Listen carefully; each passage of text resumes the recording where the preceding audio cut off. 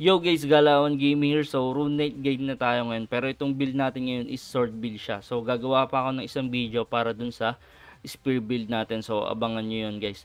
So, dito pag-uusapan natin guys lahat-lahat na yung mga update para sa character natin. Yung mga Nexus, yung mga Nebula, yung mga bagong update. Tapos, salamat nga pala guys sa mga nagko-comment. So, comment na kayo dyan. Pag may mga tanong kayo, sasagutin natin yun sa comment section. So, umpisahan na natin dito guys. Pero unahin natin tong skill kasi ito yung karaniwan tinatanong sa akin. So, dito, ito nga pala guys build ko. Ang pang PBE lang to ah. So, PBE build natin to. So, dito, yung Fatal Blow, di na ako naglagay nito. Pero pag PVP, naglalagay ako nito kasi nga may mga bongon card ako na ginagamit. So, auto bash yun. So, ito kasi chance siya para maka-stun pag nagagamit ka ng bash. Tapos sword mastery, tapos ito ni level 5 ko lang kasi nga hindi naman ako naglagay ng tension relax kasi nga PBE lang. Pero pag PVP, maglalagay ako nito, ile-level 10 ko to. Tapos mga level 5 lang yung provoke. Tapos ayan. Dito, riding, ayan.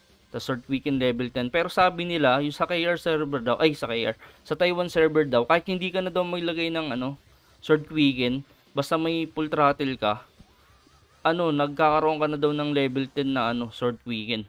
Pero hindi ko na tinignan kasi wala naman din paglalagyan ng skill. Kaya, ayan, nilagay ko na lang dyan. Tapos yan, Lion's Roar, Major Tenacity. Tapos dito, minax ko na tong joint beat kasi nga wala naman tayong tension relax. Kasi nga, PBE lang naman. Pero pag PBP, kailangan natin yan. Tapos wala nang pari kasi nga, one hand sword na lang yung, yung Rune Knight. Yung sword build ng Rune Knight. Ayan.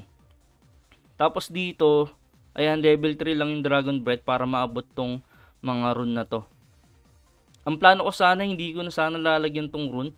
Pero kasi ang ganda kasi nito eh. Ito lang yung kailangan natin dito pag PBE. Pero pag PBP, lahat yung kailangan natin. So, ayan, dadaanan pa rin siya. Ito lang sana plano ko kunin dito, tapos imamax ko na sana to. Tapos ayan, tapos full throttle. Ayan. Tapos sa may settings ko, yung auto, ayan lang yung nakalagay.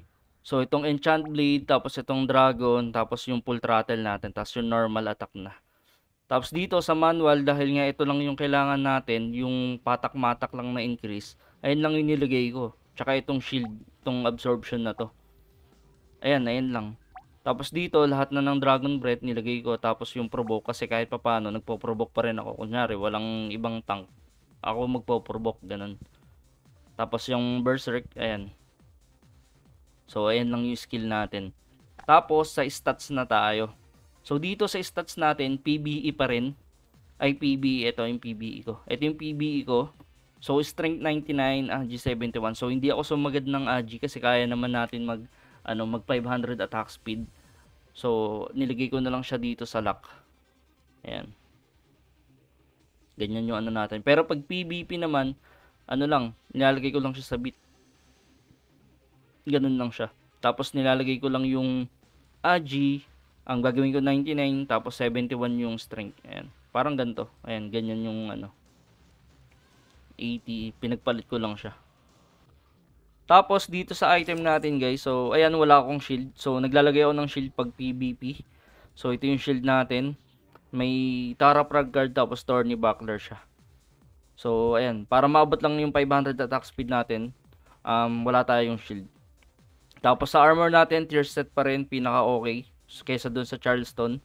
And pa rin pinaka maayos. Tapos PG card lang nilalagay ko dito guys pag PBE. Pinapalitan ko lang to pag mag-PVP na. Tapos sa mga headgear, ito pa rin yung headgear ko. Kung ano yung Lord Knight ako, ganun pa rin siya. Ang kagandahan kasi nito, may ganito, 5% chance to grant next attack. Ayan, damage 20%. Tapos dito sa mga costume, kinuha ko yung mga melee P damage. So, ayan. Kesa dun sa ignore P-dep. Tapos ito lang yung meron kasi ako. Ito rin kasi yung pinaka-okay sa atin. Ayan. Patak-matak. Tapos dito, ito wala rin akong pamalit dito. Pero kung may pamalit kayo, kunyari mag-PVP kayo, PBE, ayan. Ay, PVP. Tapos sabay mga MVP yan, mga large, ayan, gusto nyo palitan. Ayan, mga damage to medium. Ayan, kung meron kayo nun, palit kayo ng mga ganun. Pag PBE So, ito na kasi yung pang PvP ko. Kaya, ayan yung pangkalahatan ko. Kaysa transfer pa ako ng, ng mga apps. Tapos, sa mga weapon cards, ayun pa rin pinaka-okay yung may mga size, racial. So, wala na yung mga squidget pag galing kang paladin. Kasi, walang silbi yun dito sa atin. Tapos, yung enchant natin dito, mga millibone. Ayun. Ayun pa rin, millibone. Kasi nakaka-affect pa rin yun sa mga natin. Sa mga dragon breath. Tapos yung mga card ko dito, yung mga proc card bongon, tapos dito injustice card. So plano ko i-max to, itong injustice. Ayan. So ngayon level 1 lang siya. Tapos illusion all baron lang. Tapos pagdating sa core natin, ayan, kung PBE, kung meron kayong pang berserk, ayun yung pinaka okay. Pero isa to sa pinaka maayos o kaya pinaka magandang natin yung Dauntless Order kasi pag gumamit ka ng Dauntless Order maninegative yung nyo, yung depth nyo. So ito pang less ng bawas ng depth itong Dauntless Order. Kaya ito yung pinaka magandang sa atin sa sa Smeldon. Ayan, tapos Divine Empowerment lang nilagay ko tapos itong Charge Attack. Kasi ito lang din naman meron ako. Pero kung may pang Berserk ako guys, ayun yung gagamitin ko kaysa ito. Ang ganda kasi ng Berserk eh. Ito. Itong Furious Attack. So, bibilis yung cooldown ng Berserk mo tapos sabay matagal yung matagal mawala. Kaya kung meron kayong yung tawag dito, itong equipment na to, yung weapon, yung spear, itong Gungnir, sabayan nyo ng Gungnir. So ang problema lang dito, switch lang kayo. Pero sobrang bilis ng cooldown ng Berserk nito. Tapos isi-switch nyo lang sa sword, pero hindi ko kasi yung ginagawa guys eh. Ang hassle kasi. Kaya ayan lang yung ginawa ko. Isa lang ako. Isa lang yung sword lang talaga yung gamit natin. Pagdating naman dito sa Nexus engine, dito guys, nag-focus ako dito sa sa PvP kasi ito lang yung meron tayo ngayon eh. So pag na-open na siguro, tsaka ako mag-a-adjust ko o kaya pag marami na. Ginawa ko, pina-level up ko lang yan kasi pwede naman natin i-transfer sa sa iba. Tapos kinuha ko lang yung may mga ganto, yung may mga skill. Pag yung mga walang skill, wala, tapon na yun. Tapos pwede nyo rin naman siyang i-reset yung yung itong mga bigay na to, tsaka yung skill, yung stats niya pati skill, pwede nyo siyang i-reset. So ganun lang din ginawa ko dito. Pina-level up ko lang. Tapos nag-focus lang ako sa PvP. So paano ba kumuha ng skill dito? Kailangan nyo lang makabuo ng 7. So itong 3, ayan 2, tapos itong 2, ayan 7 na yung total niyan. Kaya nagkaroon ako ng isang skill. Tapos itong mga skill na to, ni-reset ko lang to hanggang makakuha ko ng ganito. Pero ito hindi ko na siya ni-reset, hinayaan ko na siya. So susunod na lang ako magre-reset yan pag maayos na itong natin Nexus. Pero ito lang kasi yung available sa atin ngayon eh. So pag itong mga susi na to, nakukuha lang to 5 beses lang to sa sa isang linggo. Kaya ayan, medyo matagal-tagal bago ma-open to. Ayan, so ayan lang yung available natin ngayon. So siguro pagka nakabuo ka ng nakakuha ka ng 4 nito tapos 3, siguro 2 na skill yung makukuha doon. So ayun. So sa ngayon ganyan lang muna tayo. Nag-focus lang talaga ako dito sa PvP. Sobrang laking tulong nito sa PvP. Guys, sobrang dami na itong mga PvP dito. Ayun, PvP, PvP. So pina-level up ko lang siya kasi pwede naman siya i-transfer. Pero plano ko sana dito pag PBE kukuha ako ng pang PBE talaga yung mga melee damage lang. Marami kasi din dito eh, melee damage yan, no. Melee damage, crit damage, yan. Ignore PDEP. So kukuha sana ako ng mga ganun. Pero ang konti pa kasi. So ayun yung plano ko dito sa Nexus na to.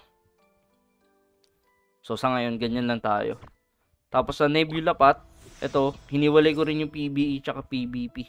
So dito sa PBE kinuha ko yung mga yung mga damage. Itong mga to, ayan, minax ko yung mga yan.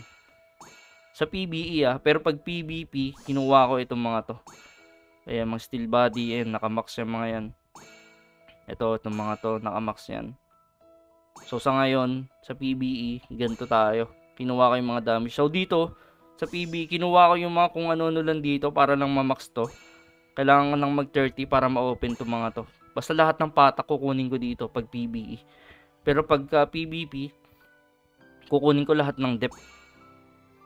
Mga depth, ito attack, importante rin yan. Pero yung mga ganito, ayan, ayun yung kukunin ko. Ito mga PBP, ayan, mga recovery PBP, ayan.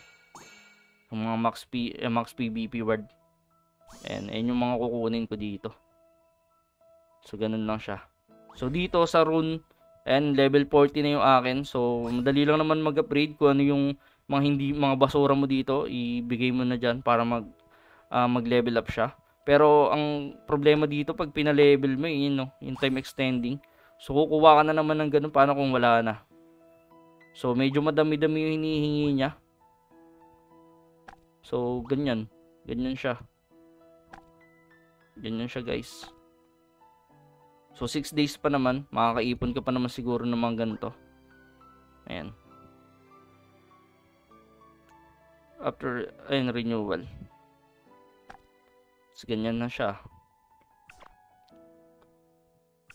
Sa mount natin, syempre, wag nyo kakalimutan ipa-level up yung mount natin hanggang mag-level 30 kasi mataas na yung bigay niyan. So, ito 600 to. Bumagsak na kakapa-level up ko na ito, guys. So, madali lang naman siya. Binibili lang rin naman to sa Diamond. Only lang yan. So, ayan.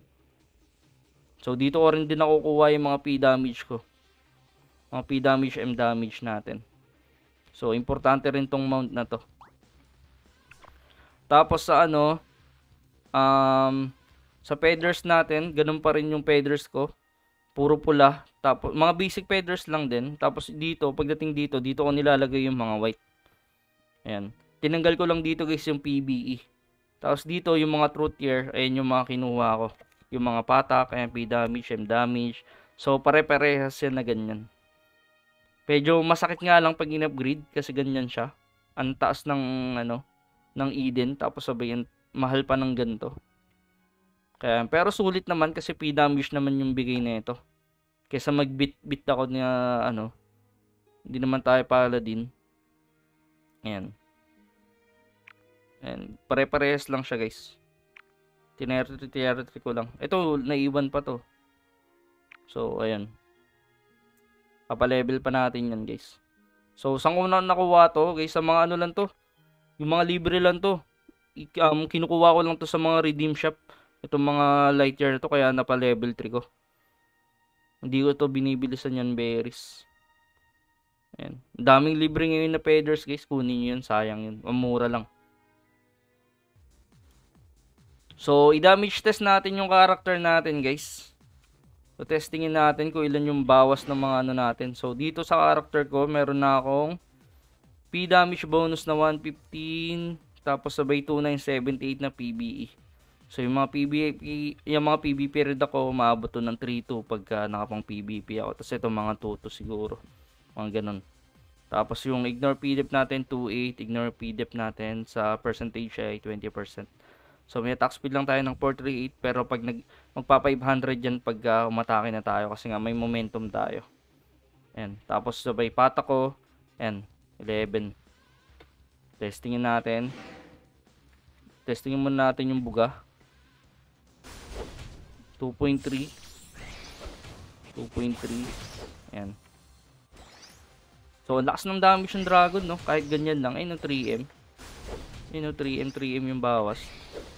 Ano ba siya? Demon neutral large. So, sa neutral lang to guys ha. And 4M. Buga grabe. Lakas ng damage no. Daya. Banata natin. So, pag nag-berserk tayo, ganyan. So, saktong-sakto yan eh. Hindi ko na makita yung damage ko kung ilan eh. Sobrang daming lumalabas. 500 attack speed na rin ako dito guys. And nag 113 P damage bonus ko. 500 attack speed tayo. Tapos yung damage natin naging 13k.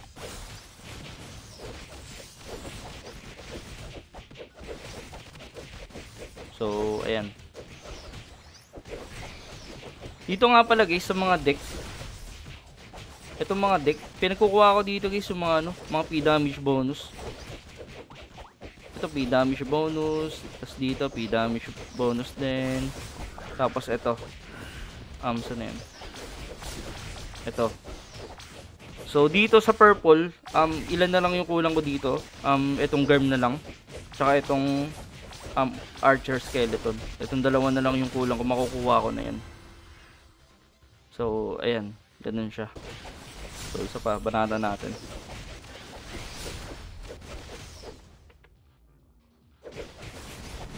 Tingnan nyo naman damage na ito. So ang dali lang magpalakas guys pag ano, pag nag-runate ka na. Parang ano, parang kahit mahina ka dito, lalakas ka. So di natin alam kung kailan mag-a-adjust dito sa Rune Knight. Siguro i-adjust pa nila to. Baka tagalan nila yung SS, yung ano, yung dragon form. Di natin alam. Pero madali lang kasi mag-adjust, hindi kasi kagaya ng Paladin, HP kasi yung nakadepende. Kaya mahirap i-adjust eh. So di ko na nakikita ko ilan yung damage ko. Pero tingnan natin kung ilang segundo natin mapapatay ito. Kung ilang minuto.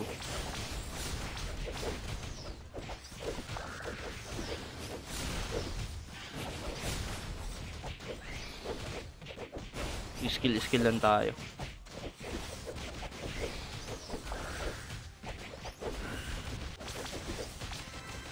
Ilang oras? 67 seconds. So yun guys, thank you so much sa panonood at huwag kalimutan mag-subscribe at like sa video natin. So abangan nyo yung spear build natin. So yun guys, thank you.